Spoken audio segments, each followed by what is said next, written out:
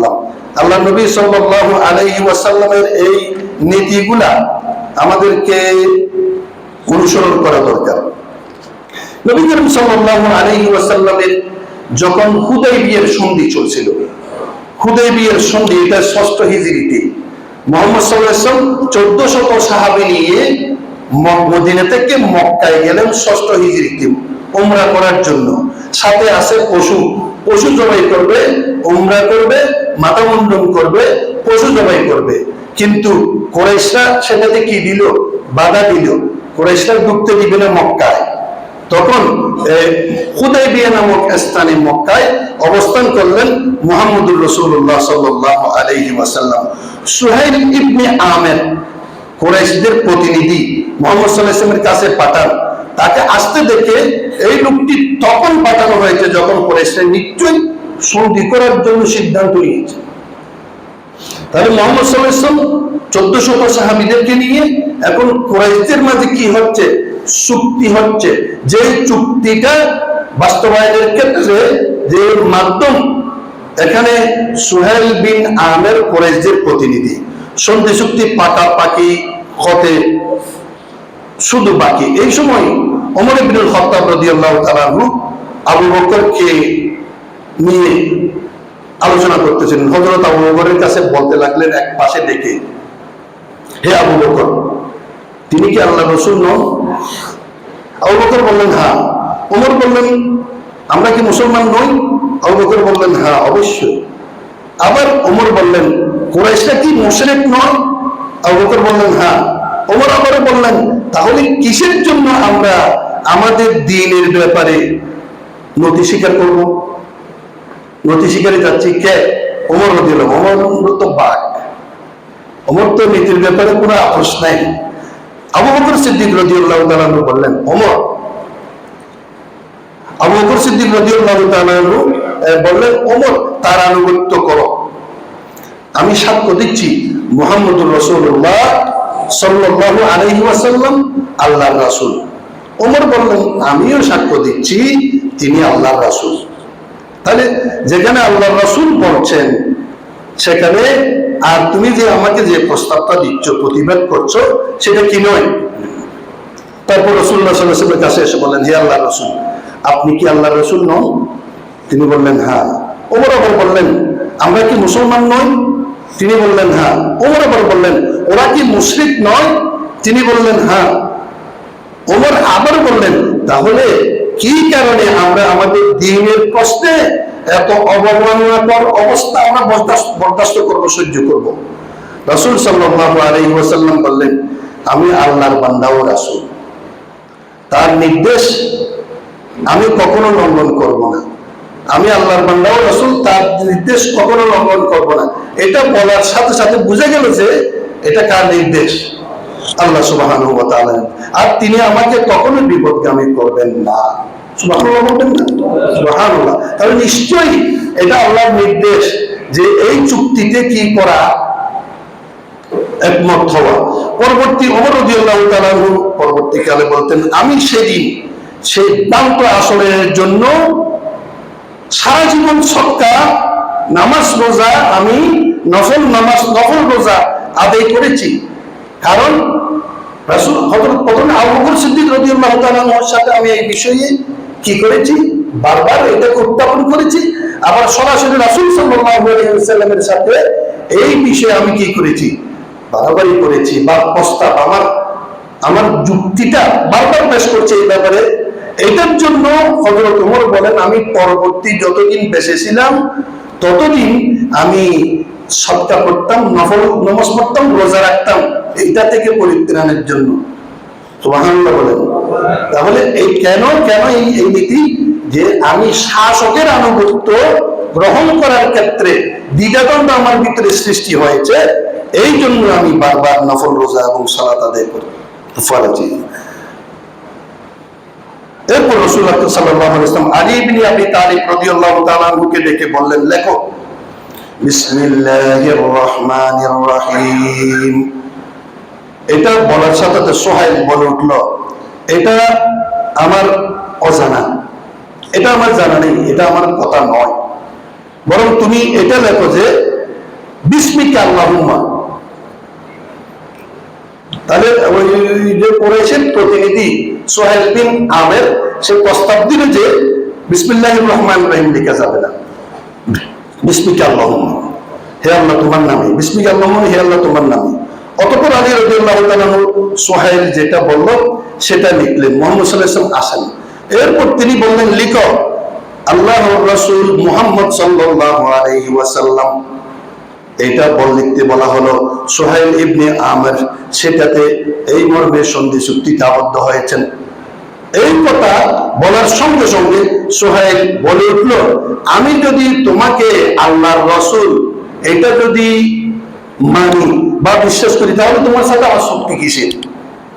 আমি এখানে কুরাইশের প্রতিনিধি হয়ে কেন আসছি? তোমার সাথে আমার সাথে দ্বিমত আছে বলে। যে মুহাম্মদুর রাসূলুল্লাহ যদি লিখতে বলো, অর্থাৎ দুইজনের নাম, এখানে একজন সোহেল বিন আমের আরেকজন মুহাম্মদ রাসূলুল্লাহ সাল্লাল্লাহু আলাইহি ওয়াসাল্লাম, দুইজনের নাম থাকবে। তো মুহাম্মদুর রাসূলুল্লাহ লিখলে এটা যদি আমি মানি তাহলে তোমার সাথে আমার তো আর দ্বিমত নেই। তাহলে লিখতে হবে এটা মুহাম্মদুর রাসূলুল্লাহ, এটা বলা যাবে না, বরং আব্দুল্লাহর পুত্র মুহাম্মদ, এই কথা লিখতে হবে। সোহেলের কথা সন্ধিতে আবদ্ধ হয়েছে, উভয় একমত হয়েছেন। 10 বছরের জন্য যুদ্ধ বন্ধ থাকবে। এই 10 বছর জনগণ শান্তিপূর্ণ নিরাপত্তা ভোগ করবে। পরে পরস্পরের বিরুদ্ধে কোন রকমের আক্রমণাত্মক কি থাকবে না, থেকে বিরত থাকবে। কুরাইশের কোন লোক যদি অভিভাবকের অনুমতি ছাড়া মুহাম্মদের কাছে যদি চলে যায় তাহলে তাকে ফেরত দিতে বাধ্য থাকবে। আর মুহাম্মদ সাল্লাল্লাহু আলাইহি ওয়াসাল্লামের কোন সাহাবী কেউ কুরাইশদের কাছে আসে, কুরাইশরা তাকে ফেরত পাঠাবে না।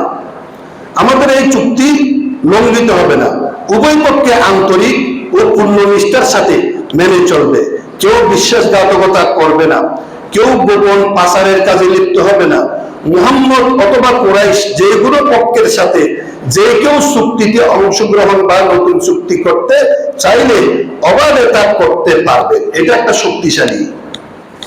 শক্তিশালী, কারণ কুরাইশরা এই প্রস্তাব দিয়েছে তো, কিন্তু এটা মুহাম্মদ সাল্লাল্লাহু আলাইহি ওয়াসাল্লামের জন্য শক্তিশালী হলো কারণ মক্কার বিভিন্ন গ্রুপ আছে, যে গ্রুপ কিছু মুহাম্মদ সাল্লাল্লাহু আলাইহি ওয়াসাল্লামের প্রতি দুর্বল আছে, যদিও বা তারা কুরাইশের সাথে থাকতে হয়। এই চুক্তি করতে পারবে যখন এটা ওখানে লেখা আছে সন্ধিতে, তখন এটা কি সুন্দর। এবং খাজরাজ গোত্র যেটা মক্কা, রাসূল খোজা গোত্র রাসূল সাল্লাল্লাহু আলাইহি ওয়াসাল্লামের সাথে এটা চুক্তি করতে সুযোগ হলো। আর বনু বকর কুরাইশদের সাথে তৎক্ষণাৎ চুক্তি সম্পাদন করলো।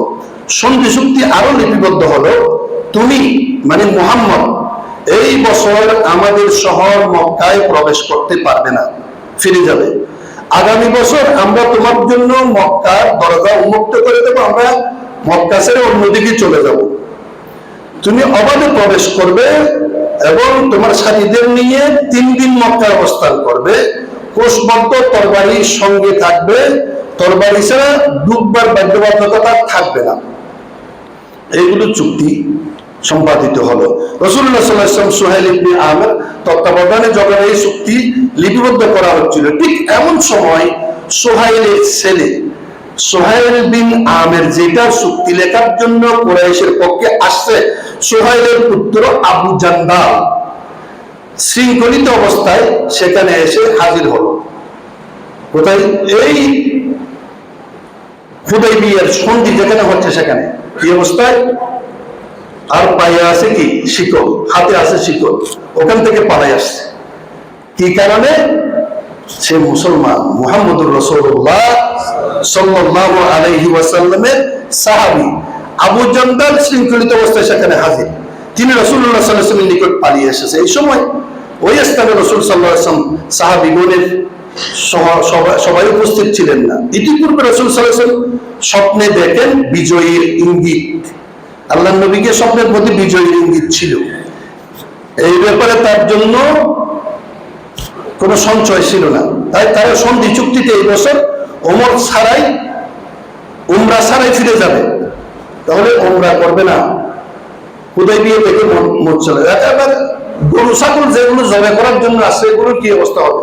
এগুলো সিদ্ধান্ত হচ্ছে। ফিরে দেওয়ার জন্য সকলে ঐক্যবদ্ধ। রাসূল সাল্লাল্লাহু আলাইহি ওয়াসাল্লাম বরদাস্ত করতে ও মেনে নিতে দেখে মহাবিপাকে পড়ে যান সাহাবায়ে কেরাম। প্রায় অনেক সাহাবী পথভ্রষ্ট হওয়ার উপক্রম হয়ে যায়। না, আমরা এরকম চুক্তি মানতে পারবো না, এরকম কঠিন অবস্থায়। কিন্তু রাসূল তো সরাসরি রাজি।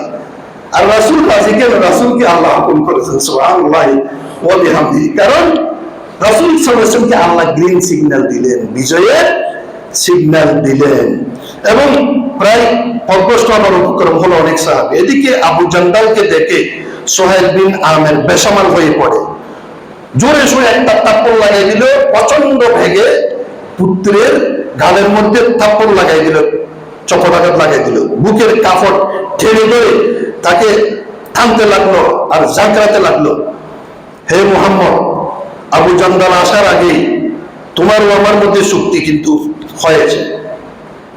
রাসূলুল্লাহ সাল্লাল্লাহু আলাইহি ওয়াসাল্লাম বললেন, ঠিক আছে, কথাটা সত্য। তারপর আবু জান্দালকে বুকের কাপড় ধরে প্রবলভাবে টানতে টানতে মক্কার দিকে ফেরত পাঠানোর জন্য চেষ্টা করতেছে। আবু জান্দাল উচ্চ কণ্ঠে চিৎকার করে বলতে লাগলো, ইয়া রাসূলুল্লাহ, অথবা হে মুসলমানগণ, আমাকে ইসলাম গ্রহণ করার কারণে নির্যাতনের শিকার হতে হয়েছে। কুরাইশদের কাছ থেকে আমি ফেরত আসছি। আর এই আত্মচিৎকারের কারণে মুসলমানদের আবেগ খুব বেড়ে গেল। রাসূলুল্লাহ সাল্লাল্লাহু আলাইহি ওয়াসাল্লাম বলেন, হে আবু জান্দাল, তুমি কি করো? সবর করো। সুবহানাল্লাহ। হে আবু জান্দাল, তুমি সবর করো, তোমার নিজের অবস্থার উপরে সন্তুষ্ট থাকো। তুমি তোমার মতো যেসব অসহায় নির্যাতন আরো অসংখ্য মুসলমান মক্কায় থেকে গেছে তাদের সাথে তুমি থাকো, এবং আল্লাহর কাছে ফরিয়াদ করছি তাদের মুক্তির জন্য একটা ব্যবস্থা আল্লাহ করে দেবেন। আমরা কুরাইশদের সাথে একটা সন্ধিতে আবদ্ধ হয়েছি, এই ব্যাপারে আল্লাহকে সাক্ষী রেখে আমরা পরস্পরের মধ্যে প্রতিশ্রুতি দিয়েছি, আমরা তাদেরকে দেয়া এই প্রতিশ্রুতি ভঙ্গ করতে পারবো না। ইবনে ওমর রাদিয়াল্লাহু তাআলা ইবনে ওমর ইবনে খাত্তাব আবু জান্দালের কাছে ছুটে গিয়ে বললেন, হে আবু জান্দাল, সবর করো, ওরা তো মুশরিক, ওদের সবার রক্ত কুকুরের রক্তের সমতুল্য।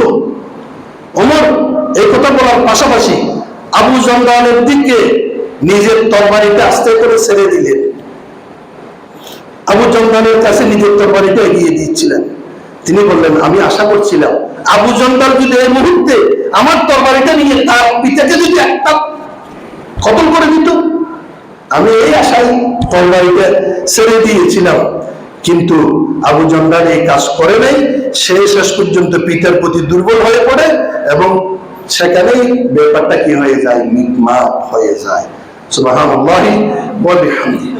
আমি আজকে আসলে সময় না থাকার কারণে এই বিষয়টা, এই জন্য আজকে আল্লাম সাহাবীর এই বিষয়টা, যে অনেক সময় আমাদের এইরকম পরিস্থিতির শিকার হতে হয়।